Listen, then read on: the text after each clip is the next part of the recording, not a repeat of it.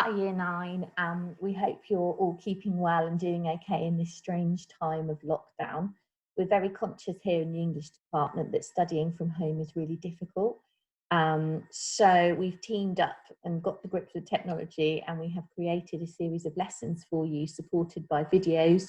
And we are hoping that this is going to be a useful way of us teaching you in the weeks that are coming. All of Year 9 are going to be starting a new topic. It's going to be part of the GCSE syllabus that you need to study over the course of Year 10 and Year 11. When you're in the English department, you do English language and English literature GCSE. They're two separate exams. And so we're going to be starting off with one of the units from the GCSE literature syllabus. You would normally be studying this in Year 10. But because we don't know when you're going to be back in school, we thought this would be a useful starting point for all of you. So the name of the unit of poetry that you're going to be studying is called Conflict and Power. And there are 15 poems that you are going to be studying with us, and we're going to be helping you through that. And I'm just going to take you through what that looks like, what the unit looks like, things that we'll be studying. And hopefully you'll have a better understanding of that for when your lessons start looking at the individual poems. So usually, if you were in my class, we would probably spend quite a lot of time thinking about these two words, conflict and power, and we would probably take the time to discuss what your perception is of these words, what you think they mean, what you associate with ideas to do with conflict and power. Because we are remote and it can be quite difficult for us to have those discussions, I'm just going to give you a bit of an overview of why the unit is called the Conflict and Power Poetry. So when we think of conflict, we usually think of some form of serious disagreement or argument or clash or something that's incompatible. That's generally what we associate with the idea of the word conflict. That's what it means. The poems that we study in the Conflict and Power unit are very interested in exploring the idea of conflict. So that might be a poem looking at the effects of war. It might be a poem looking at people who have personal conflicts, so they have some form of problem that they're working over inside of themselves, something that they're thinking about, something that's causing conflict, which there's loads and loads of different examples of that. Some of the poems deal with political conflict, so political ideas that don't match up together, that can cause conflict, and also conflict within society, so conflict amongst people, or sometimes people versus structures in society. People versus the government, and some of these themes are kind of all interlinked. So you might be looking at a poem to do with war and what the effect of that might be on a particular individual. It's that sort of thing. So that's a brief overview of kind of what we mean by conflict. And then when we're looking at power, if somebody has power, they quite often have the ability or the capacity to do something or act in a particular way that they want to. Or they might have a direct influence over something or someone. Or it might be, power might be to do with physical strength. And in the poems that we're studying, they all, well, not all of them, but a lot of them have these elements of exploring ideas about power. And as you can see, they're kind of quite linked. So we've got, again, political power. So questioning those that have political power and how that power is used and how that affects people and society. It might be looking at the importance of personal power, individuals and the power that they have over other people. And sort of exploring those ideas. And also the other quite nice theme within some of these poems is the power of the natural world. So looking at nature, looking at the environment around us, and power within that sense as well.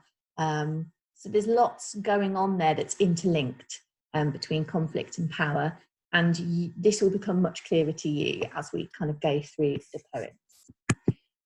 So the poems that we're studying, they kind of come in two categories. This is sort of the way that the exam boards decide what texts they're going to put on their syllabus. There's something called literary heritage.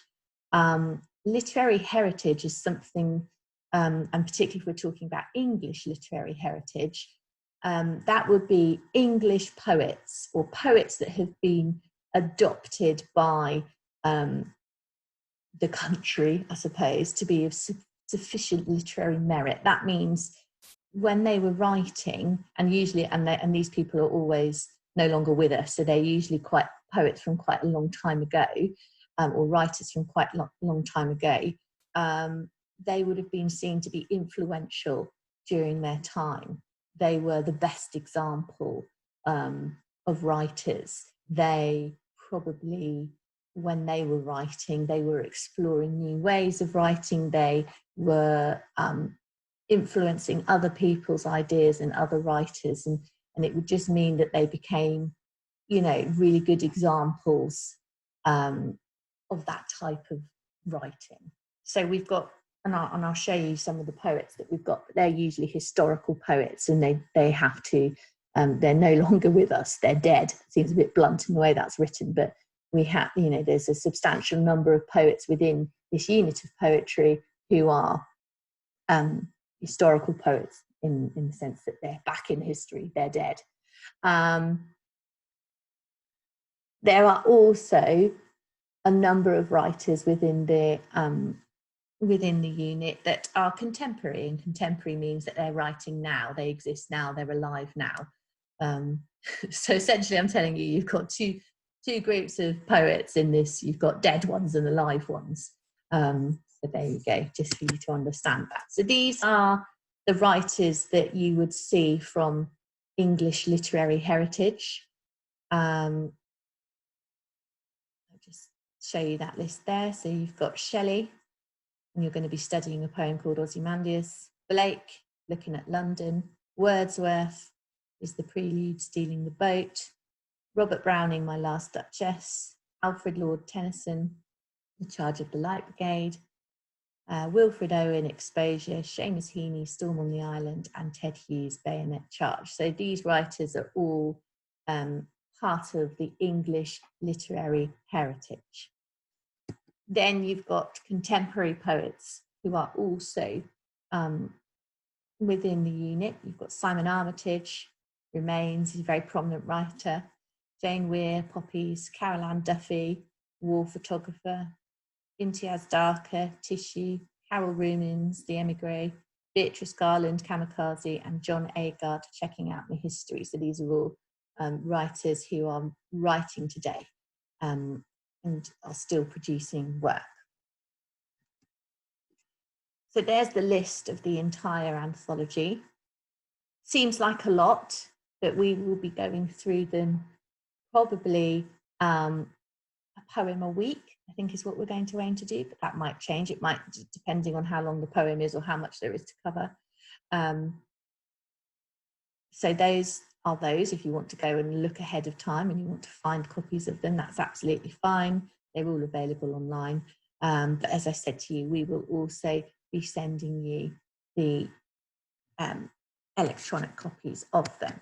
So you don't have to worry too much about understanding this, but I think it sometimes really helps to explain what that unit is then going to turn into when you do finally get to the exam in year 11.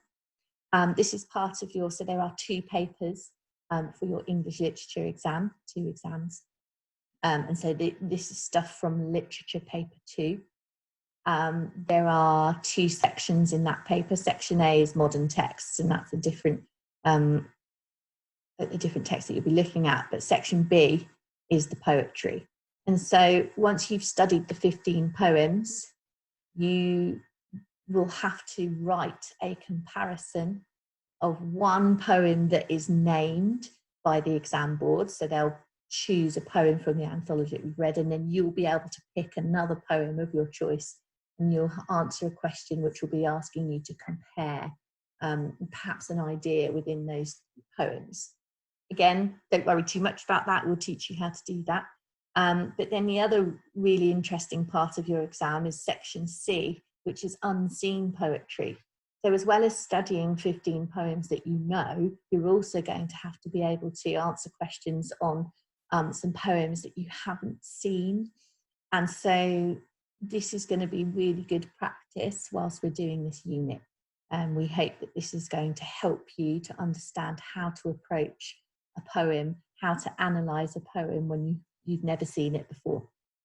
You'll have studied the 15 poems, we'll have told you all about those, you'll know everything about them inside and out, and then there'll be some poems that you just haven't seen before.